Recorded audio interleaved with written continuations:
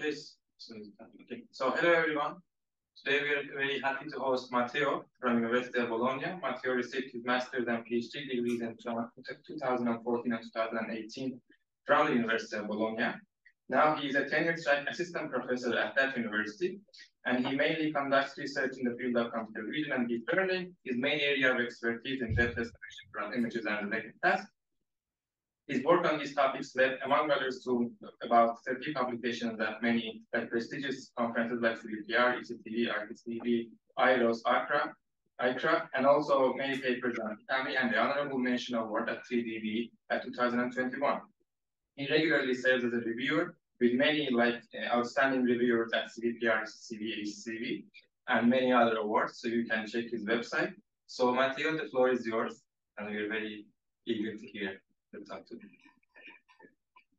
Okay, thank you very much, Sadra, for the introduction. Hello, everyone. And today's talk will focus mostly on the main research area on which I worked in the last year. That is the one Sadra mentioned that concerns estimating depth out of images. So in this talk, I will try to give you an overview about some basic techniques that we can use to retrieve this missing information.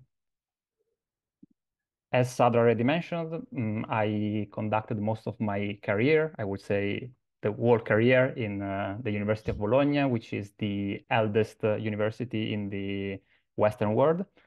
And yeah, since the very beginning of my PhD until now, I mostly focus on computer vision and deep learning with a specific aim at depth estimation and 3D reconstruction.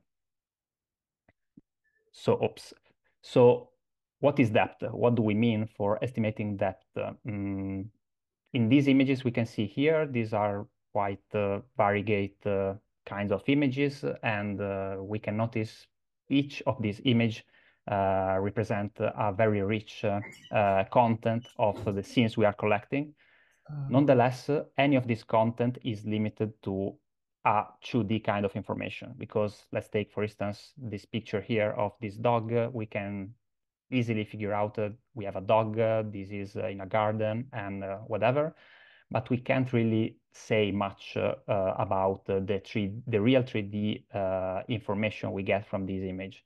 And our goal to estimate depth from this image is to retrieve this missing information. So for these images, we aim at estimating something like this. These are the so-called depth maps, and each pixel on these depth maps encode the actual distance for any of the pixels in the image with respect to the camera that collected the picture itself. In particular, in these depth maps, we are using a very specific color encoding, which helps our eyes to perceive better the distance from the camera. And here in particular, we have colors ranging from warm to cold, encoding distances that are closer to the camera or farther away.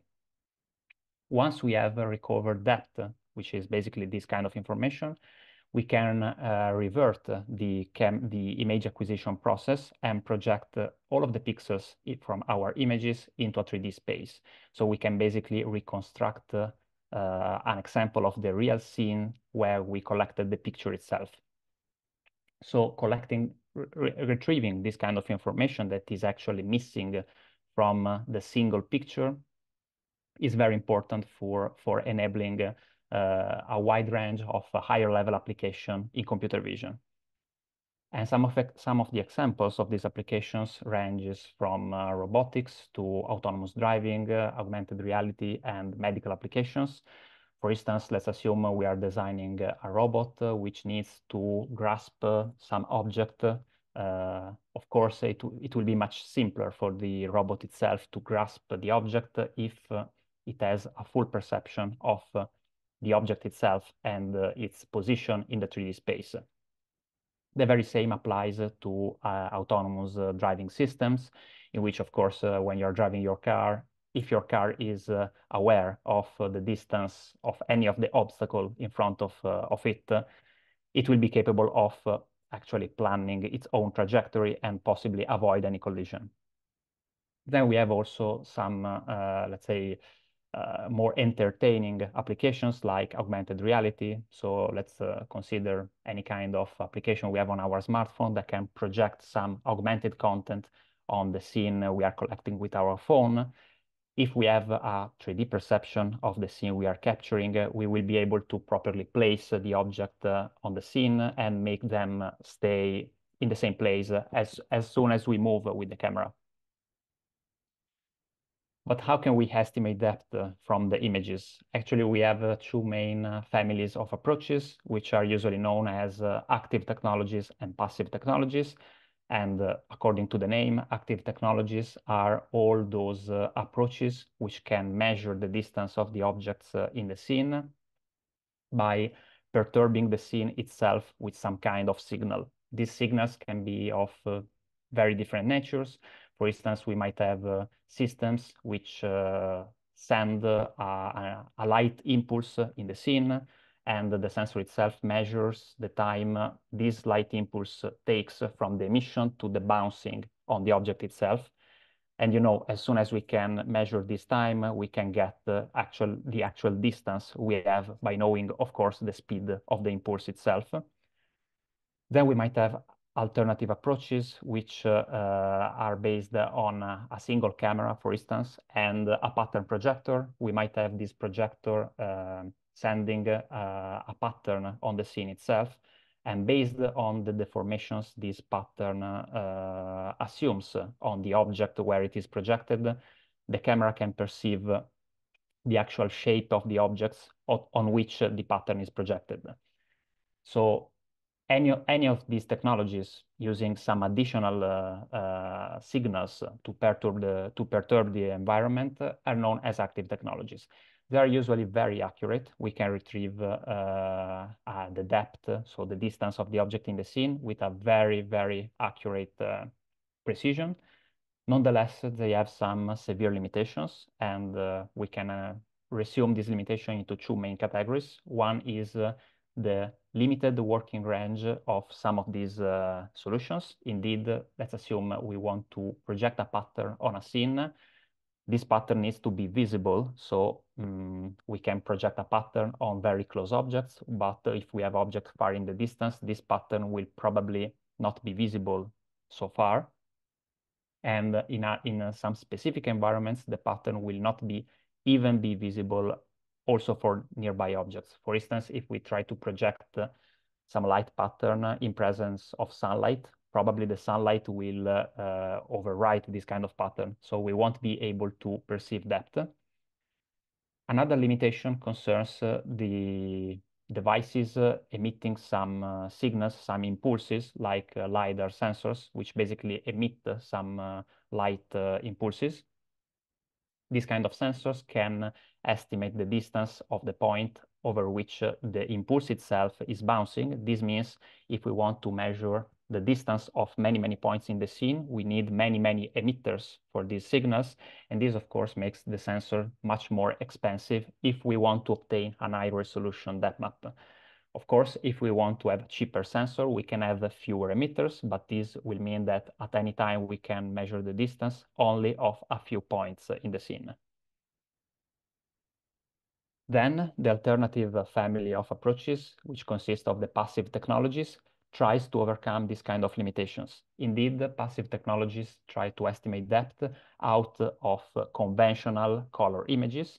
This means we can take any classical camera we know, even the one we have on our mobile phones, and we can deploy algorithms or neural networks to take the content of the image and try to recover the 3D information. And depending on the amount of images we deploy for this kind of approach, we have different strategies with, of course, different strengths and weaknesses. For instance, if we have multiple images available, we can exploit multi-view geometry to figure out the 3D structure of the scene. And this is based on the assumption that we take the pixels from one image and we look for its own position on the remaining images. And the very basic amount of information we need to exploit this kind of approaches is just having two cameras. Of course, the more images we have, the more accurate will be our results. And which are the strengths of this approach? Of course, color cameras are much cheaper compared to the sensors we mentioned, and color cameras can scale to very high resolutions with respect to the sensors we mentioned before. Of course, this comes with some limitations because first we need to design the algorithm by ourselves. So the accuracy of the system is strictly related to the accuracy of the algorithm or the neural network we want to exploit for this purpose.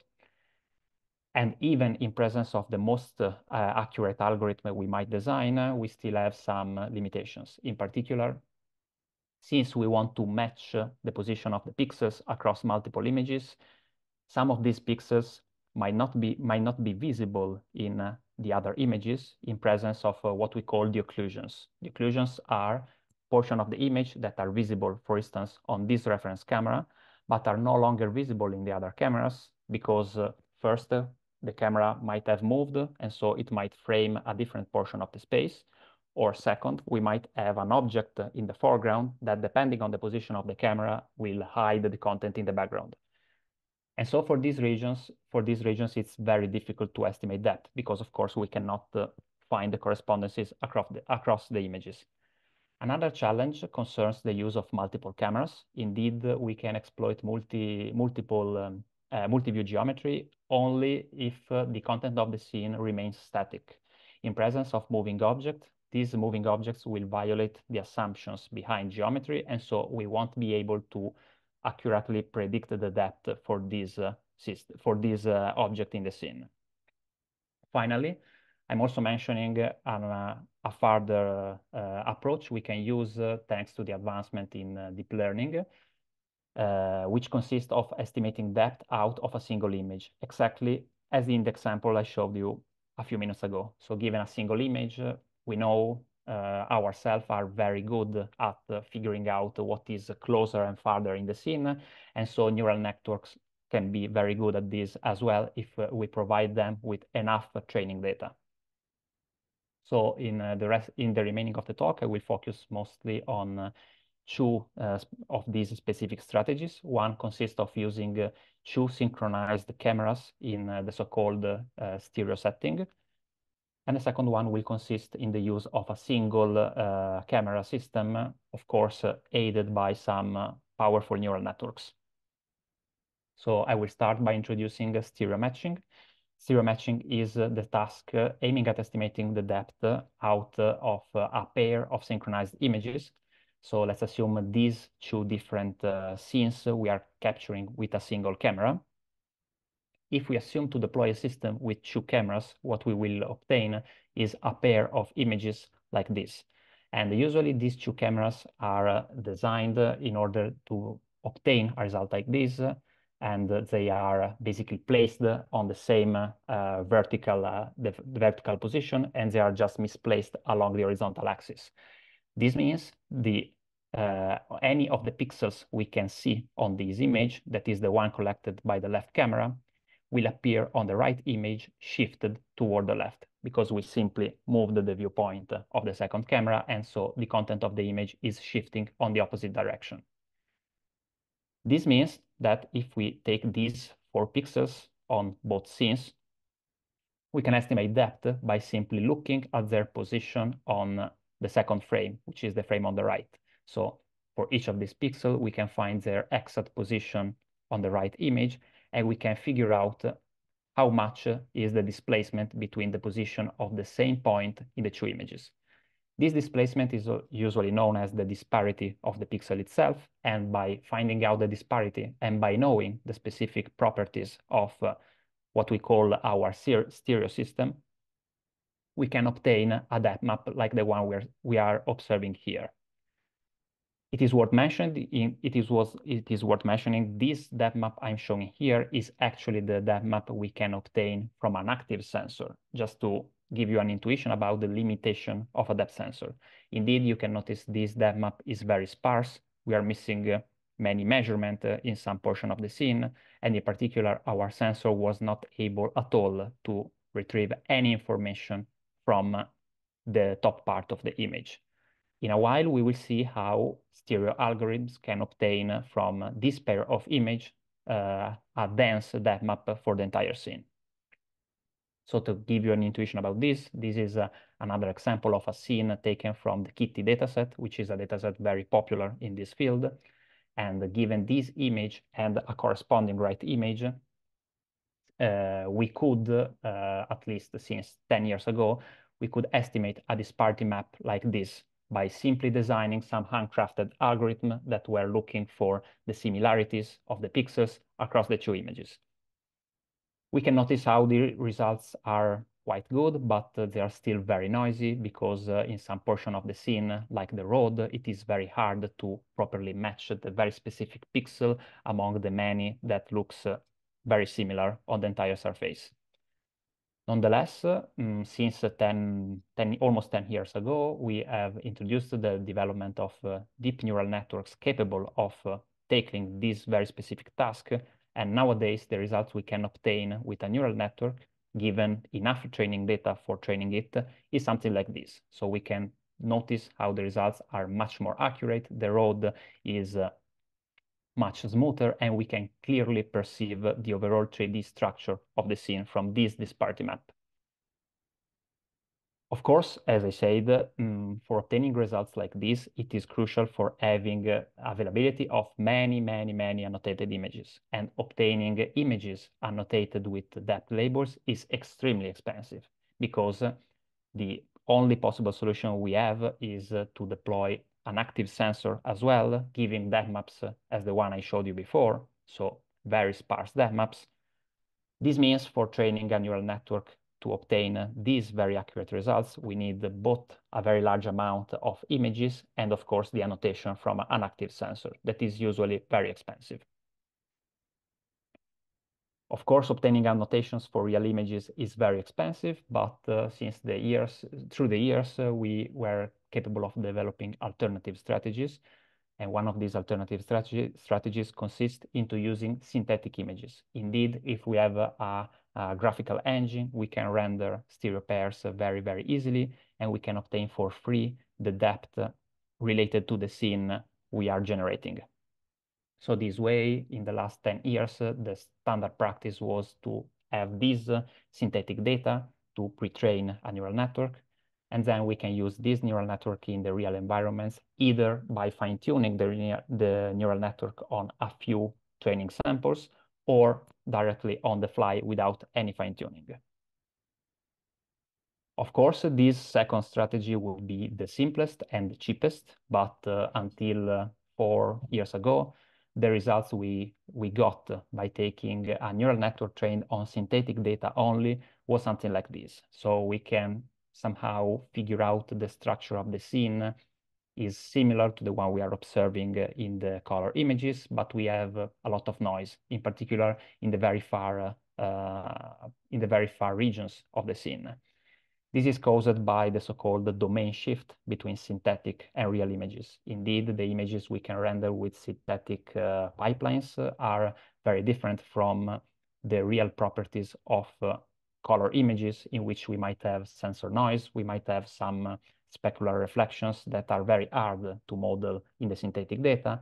This means that the data we use for training are much simpler with respect to the data we face in the real world.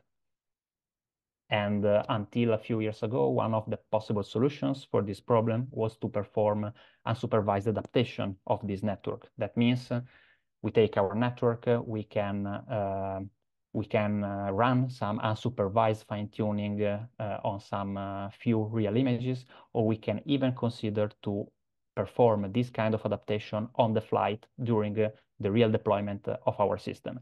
We can notice how the results get much better, but to some extent, they are still far from being optimal. And adapting on the flight this network means that we need to design some kind of unsupervised loss function for giving enough supervision to the network to improve itself. And fortunately, stereo matching is one of the tasks having a very naive solution for obtaining self-supervision that consists on using the images themselves. Indeed, if we take the disparity map that we predict with our network, we can simply verify if these disparities are correct by simply taking the pixels on the right images and according to the specific disparity, reproject them to create a synthetic left image.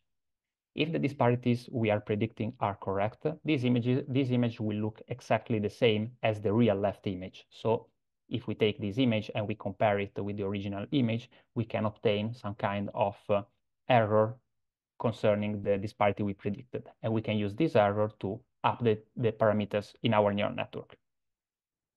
Of course, this comes with a little limitation, that is, how can I obtain a supervision for those pixels that are visible on the left image and are no longer visible on the right image. Indeed, if we look at the left border of the image, this portion of the left frame is no longer visible in the right image.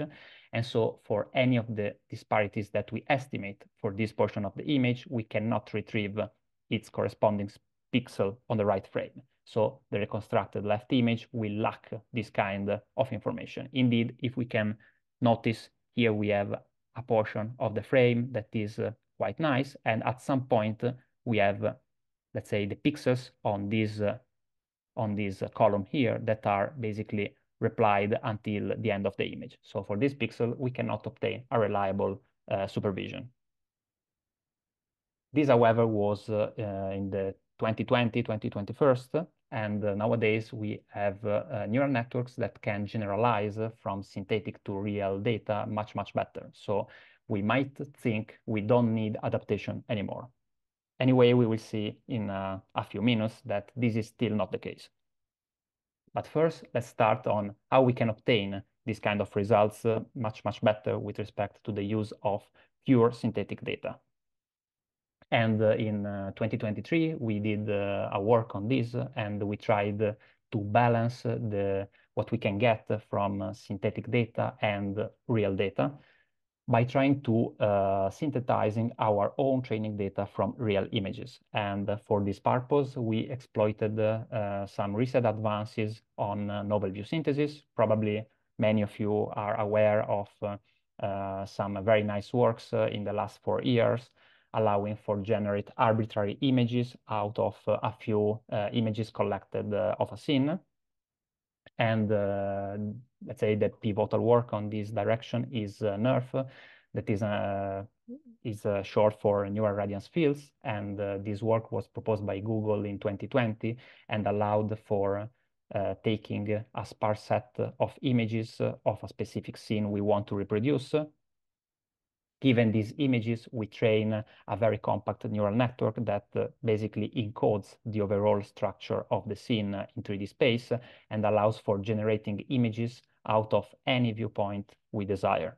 So after this training optimization, what we get is something like this. So out of a very sparse set of images, we can then generate realistic images from very different viewpoints. So given this very simple principle, what we tried to do and what we inquired was, can we exploit these to generate stereo images in order to create a stereo dataset for training a stereo network that is as realistic as possible. And since we can do this, since we can use NERF to generate arbitrary viewpoints, of course, we can also generate images that are aligned as they are in a stereo setting. So starting from this assumption, we collected multiple images of a single sequence. And after we collected these images, we pre-processed them in order to have all the data we need for running a NERF. Specifically, we need to figure out the specific viewpoint at which each of these images has been collected. Then we repeat this for many, many, many scenes because we want a dataset that is variegate and allows our neural network for properly learning how to estimate depth on any possible scenario we will face at test time. So we collected about 260 high-resolution scenes taken from the real world on both indoor and outdoor environments. Each scene collects about 100 frames, and any of these frames are taken with the scene being completely static. That is one of the main assumptions behind NERF working principle. Then for each of these scenes, we train a single specific nerve to obtain what we said before. So we want to obtain a neural network that, given the few images we collected for the single scene, is capable of rendering plenty and possibly an arbitrary amount of images from different viewpoints. So once we have trained the single nerve for the single scene, then we can render a different amount of information out of the nerve itself. In particular, here we can notice different images acquired along the horizontal axis, which are our stereo pair. We can notice this specific image, which is a pseudo depth map, and we can obtain what we call an uncertainty map. That is the black and white image that at some point will appear again. I think here, okay. And we can use all of this information for training a stereo network on the images that we can generate from our collections. Specifically, we can use the stereo images themselves and self-supervise our stereo network, as I described before. And we can use this pseudo depth map as an additional supervision for the network itself. Here I'm showing you some example of the pseudo depth maps we can obtain from NERF, because as NERF is very good at generating images, it can also provide some estimate of the depth of the scene, yet with still some noise artifacts. And indeed, I mentioned before, we can also obtain some kind of uncertainty that will be crucial for filtering out these kind of effects. So once we repeat this for any of the scenes we collected, then we start training our stereo network. So we take a specific stereo pair we have rendered, we process it with our stereo network, and we obtain a disparity map. This disparity map can be supervised according to two main strategies. We can use a self-supervised loss, which is actually what I explained before. So let's assume I have my center-right stereo pair. Given the disparity, I can take all the pixels on the right image and create a fake center view, and then I can compute the difference between the two to obtain some kind of reprojection error used to supervise my network. However, as I mentioned before, this is ineffective in the portion of the scenes that are hidden in the right image. And so if we compute the error between the two images, the reprojected one and the real one, we will get a very high error in presence of the occlusions. However, since NERF allows to generate as many images as we want, we also rendered not only a stereo pair, but actually a stereo triplet with a third image being in the same position of the right image, but on the opposite side. This allows to repeat the reprojection trick I mentioned before and obtain an error like this, which will have a very high error where the occlusion lies between this stereo pair. And in this specific case, they will be on the opposite side of this fountain. So if we take these two reprojection errors and we combine them together by picking the minimum across the two, we will have a supervision capable of improving the neural network in any of the portions of the scene we collected. In addition, we provide some supplementary information to the training of the neural network by taking the depth we can render through NERF by filtering it according to uncertainty and retrieving only some very accurate pseudo labels. So we can use these pseudo labels as an auxiliary loss to the self-supervised losses I mentioned before. Now I'm showing you some results on some of the most popular benchmarks in the literature. So I'm showing you these two pictures from the Middlebury dataset, which is one of the most challenging in the field. And you can notice how some of the very fine details you can see here, you will appreciate how these details makes the task very, very complex. So first I start by showing you the results by our approach and the use of a simple self-supervised loss based on stereo pairs. You can notice how if we supervise only with the self-supervised loss, we will have several noise artifacts in presence of the occlusions, while our full pipeline is capable of providing very accurate result on any region in the scene, in particular where we have the fine details that we can appreciate here. Of course, the effectiveness of our pipeline is also derived by the possibility of rendering triplets rather than stereo pairs. And here I'm showing a comparison between the full pipeline and the use of self-supervised losses on triplets. Here we can appreciate how the triplets allows for solving most of the problems near the occlusions, but the self-supervised loss alone isn't effective at dealing with the very fine details that we can observe here. So only the full pipeline involving the self-supervised triplet loss and the pseudo depth from NERF itself is capable of retrieving these accurate results. Finally, I'm showing you some results in comparison with the state-of-the-art available at the time at which we proposed this approach that we call NERF stereo. And the previous state-of-the-art was very effective at dealing with the occlusion, but it failed at dealing with the details. So as we can notice, the supervision we can get from NERF is much, much stronger compared to what we could get from alternative sources. So that's all for what concerns NERF stereo. If you have any question about this and what we have seen so far, this might be a good point for questions. Otherwise, we can go on and we can keep the questions for the end. Anyone in the audience have a question? Okay, so my question is, how do you get the uncertainty estimations from NERF? Okay, yeah, the uncertainty is estimated. Actually, for this specific work, we used a NERF implementation that is called the Instant NGP. You probably know it very well.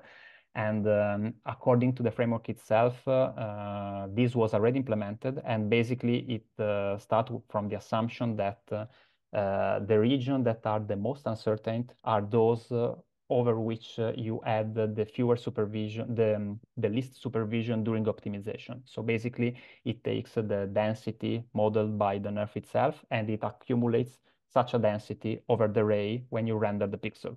So if you have a very low density, probably you observed a very low density or opacity. The two terms are used often in the same manner. If you have it very low, this means probably this portion of the 3D space was very rarely observed, or it is one of the least observed regions in space. And so probably what you get in this region is not as reliable as what you have seen in the other portion of the scene. Of course, there are more advanced strategy. There have been a couple of works in the last months trying to estimate the uncertainty of a NERF. And so it would be interesting also to try these alternative approaches. Thank you.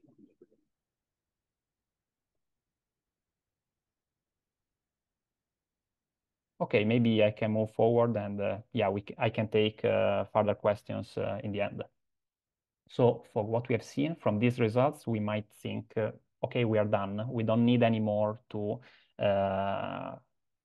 care about the domain shift issues, but actually this is not entirely true because some domain shifts are more challenging than others. And I'm showing you here an example of a very, very challenging condition that is nighttime, at which even if we use a neural network that is very strong, it's very good at generalizing from synthetic to real images, it lacks when it needs to generalize on this very challenging setting.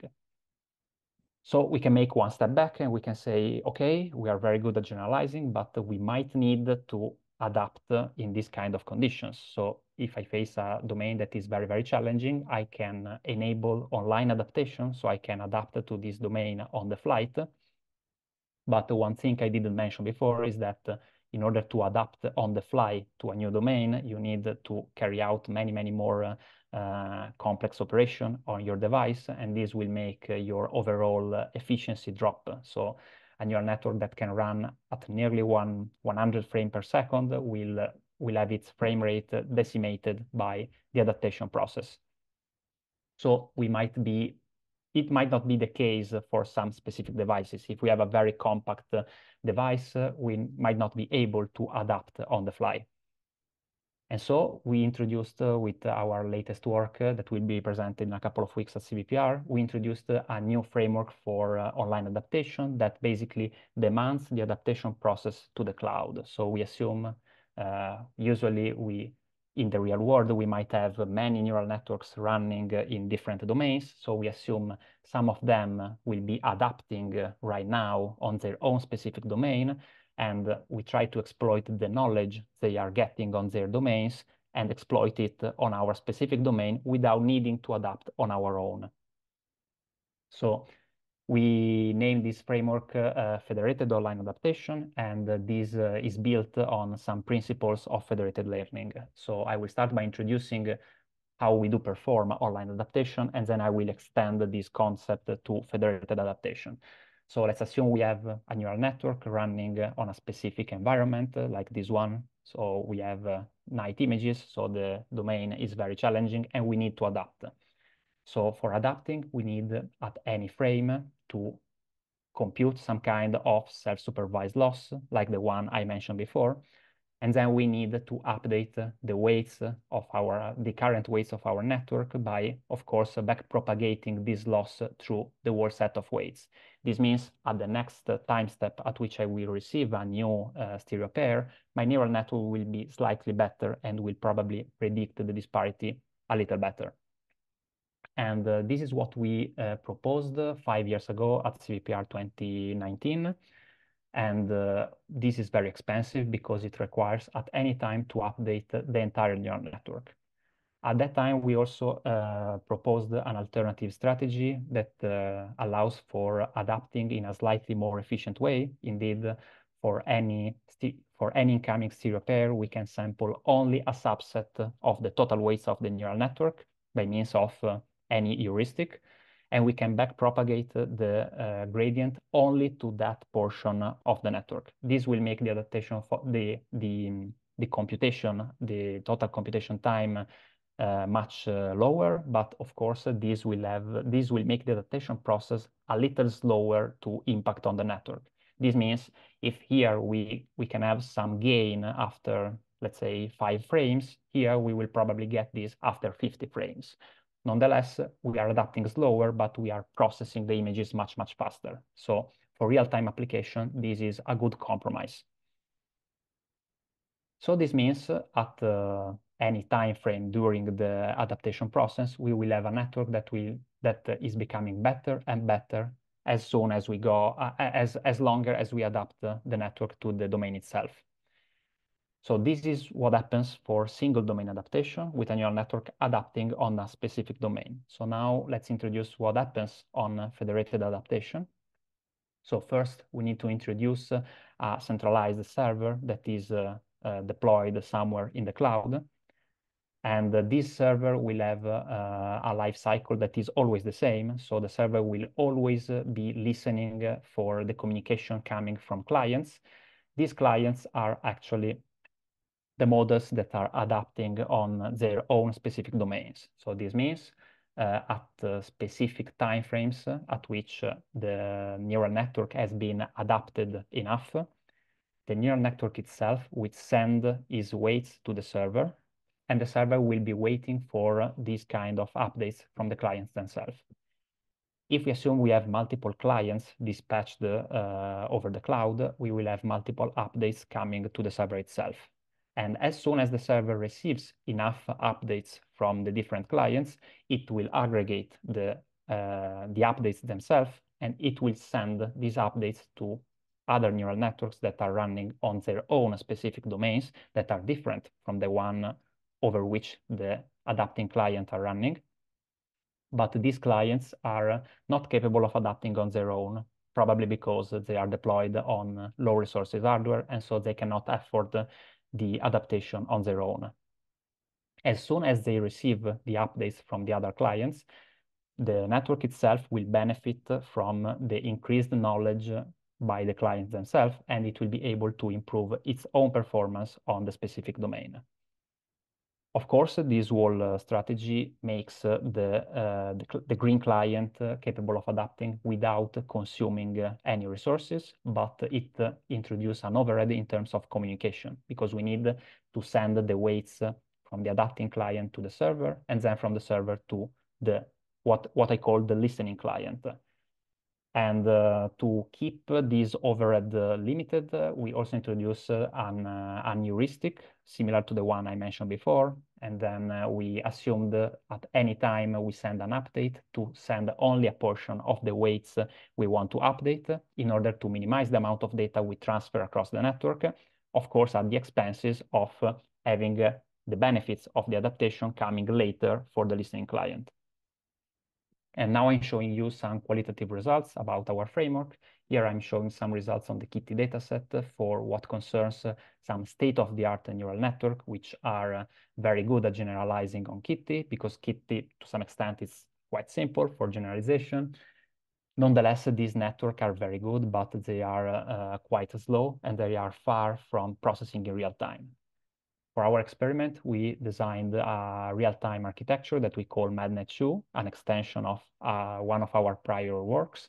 And we can notice, despite it is very, very fast, because it can run at nearly 100 frames per second, its original error when transferred from synthetic to real images is much higher compared to what we have observed before.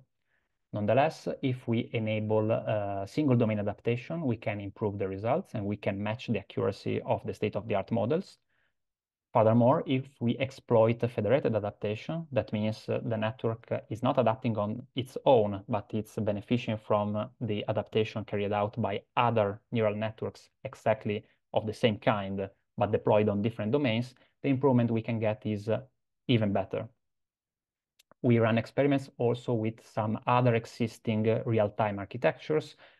They, again, generalize quite bad at the beginning, but they are capable of adapting on the single domain and to exploit as well federated adaptation for a little further improvements on their accuracy.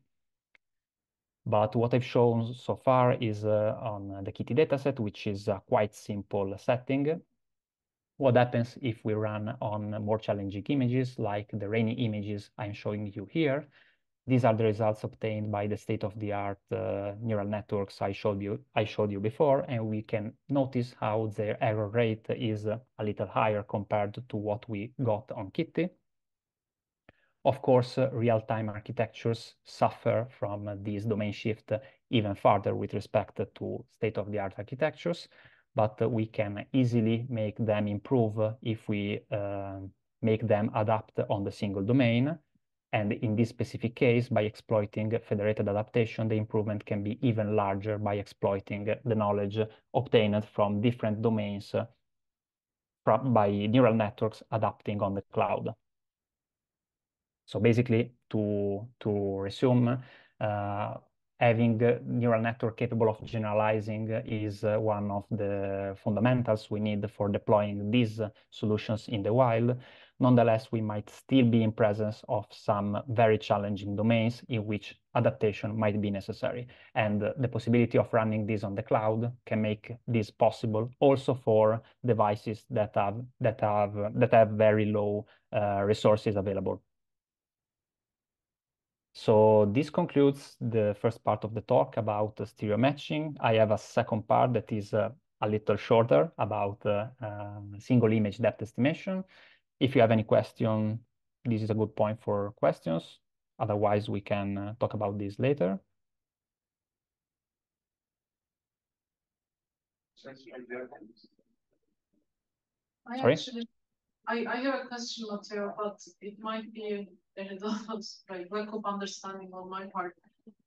What is the role of time here? I mean, can it be not like already collected and you have like multiple domains to adapt? Why do we have to consider it like a sequential thing?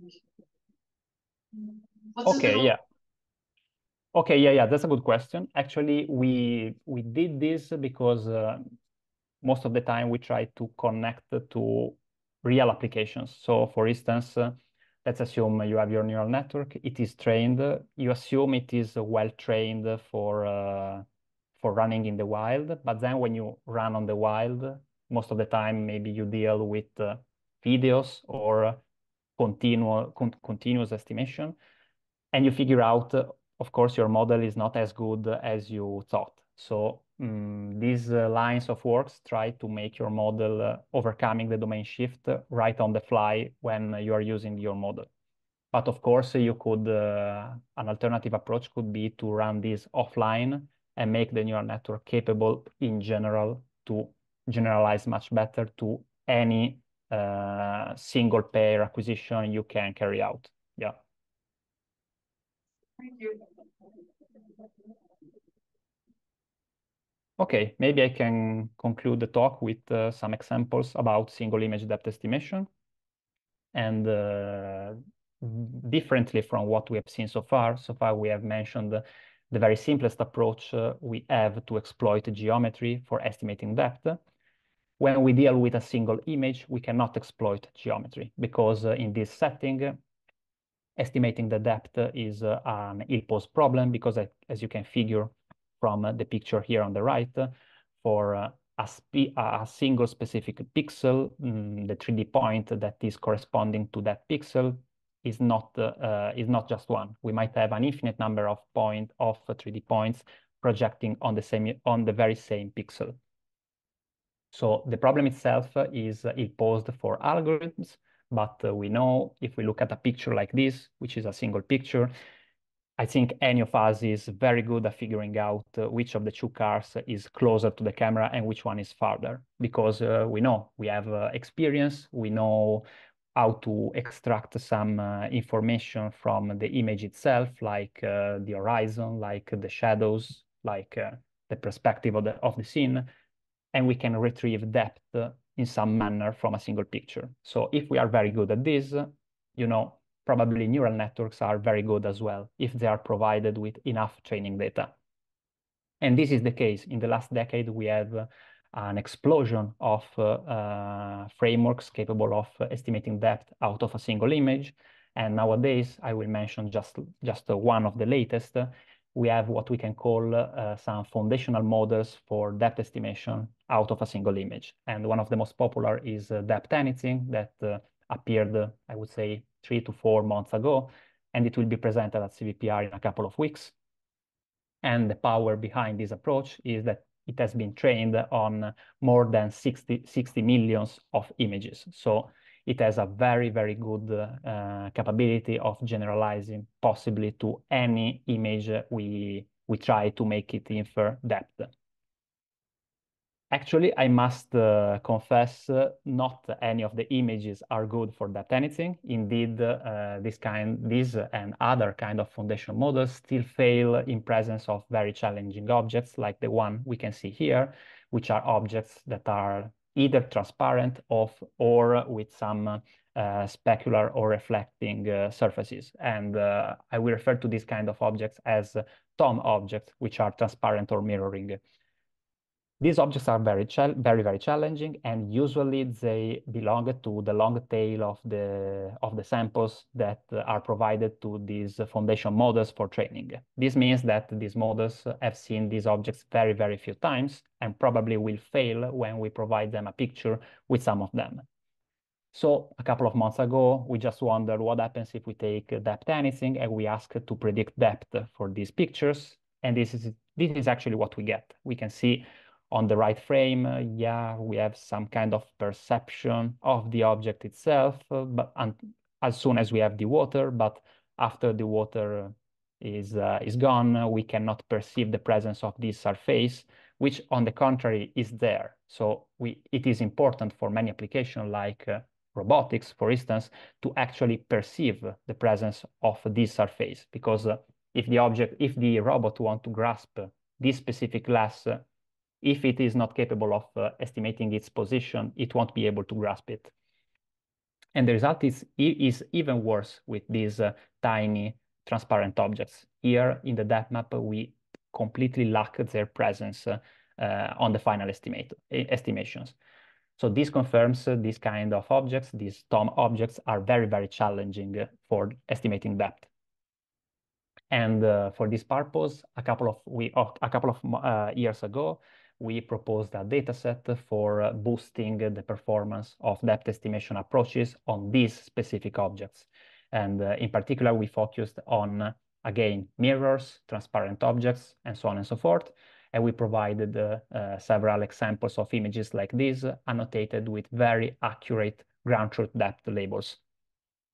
On the right, we can appreciate how a standard a standard neural network, in this case, a neural network estimating depth from stereo images, taken as it is and tested on images with mirrors, completely fails at estimating the disparity, because as soon as we have a mirror or a transparent surface, the basic assumption behind the working principle of stereo networks is violated, because the pixel shift will no longer be significative of the depth itself. So we collected this data set, and to obtain the annotations for this data set was very, very expensive, because at first we collected images for the object we wanted to annotate. Then, as soon as the transparent surfaces are very challenging also for active depth sensors, we had to deal with them explicitly. And dealing with them explicitly means we had to somehow make them opaque. So we painted the wall surfaces, and then we projected some patterns on the surfaces themselves. After we did this, we were capable of running some off-the-shelf algorithm to make the pixel match and refine manually the annotation we got. And the results were very, very accurate, as we can notice from this 3D reconstruction. However, what we learned from this work was that annotating the TOM object is extremely time-consuming. In this picture, maybe Sadra, you can recognize this guy. And the motorcycle we painted was his own motorcycle, and I think it took one entire day to paint it, and of course, in the end, cleaning it. So this cannot scale at all. If we want enough training data for improving the performance of depth estimation on TOM objects, we cannot follow this direction. So we inquired and we asked ourselves, can we obtain some kind of pseudo labels with much fewer efforts out of any image with TOM objects that we can retrieve online? And actually the answer is yes. And this is one of our latest work we presented in Paris at ICCV. And our main assumption behind this work was that if we take a picture with a mirror or any transparent object, of course, if you estimate depth out of this single image, your network will fail because it will be fooled by the reflection that we got in the mirror. But we also think this is a problem about context, because the neural network mainly reasons about context. So we asked ourselves, what happens if I simply hide the mirror by a simple mask I apply on the image, and then what happens if I predict depth again? Well, we can notice actually the main problem disappeared. Of course, the depth map is still not that accurate, but we are capable of actually making this surface appear on the prediction by the depth network. So after we verified this very, very simple assumption, we designed a pipeline to exploit any existing RGB image with transparent objects and generate some pseudo annotation for fine-tuning deep neural networks and improve their performance on these objects. So we start by the assumption we have an image with transparent objects and a mask that we can obtain by manually annotating the objects, for instance. Then, given this image and the mask, we inpaint the transparent objects with some random colors, and then we process them with a pre-trained monocular network. And this network will estimate a depth map like the one we have seen here. So any of the transparent surfaces or reflective surfaces will be seen as a solid surface, and so we will obtain some reliable pseudo label. Since inpainting with colors might make the scene itself ambiguous, because probably if we inpaint the images with random colors, maybe we have some colors being the same on nearby surfaces, and this might not be a good idea for estimating depth. So we repeat this several times using different random colors, and then we estimate different depth maps for any of the inpainted images. After we get all these proposals, we aggregate them through some simple mean or some median to have a more robust estimation. And we take these as the final pseudo labels we associate to this specific RGB image.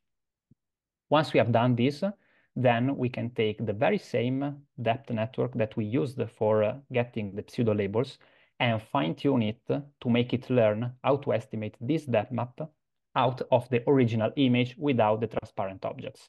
So we can fine-tune the original network and we can make it improve its performance only in the presence of the TOM objects. And this resulted very, very effective, because given the two color examples we have on the left, these are the predictions by the original neural network that was failing on the mirror and on this transparent surface. And after our fine-tuning, the network itself basically learned to deal with these specific, very challenging objects. And here we have some additional qualitative results. So the base network always struggle when it sees some transparent objects, but after fine-tuning, either by annotating the images with some mask predicted by a neural network or annotated by hand, in both cases, the single image depth estimation framework is capable of largely improving its own results.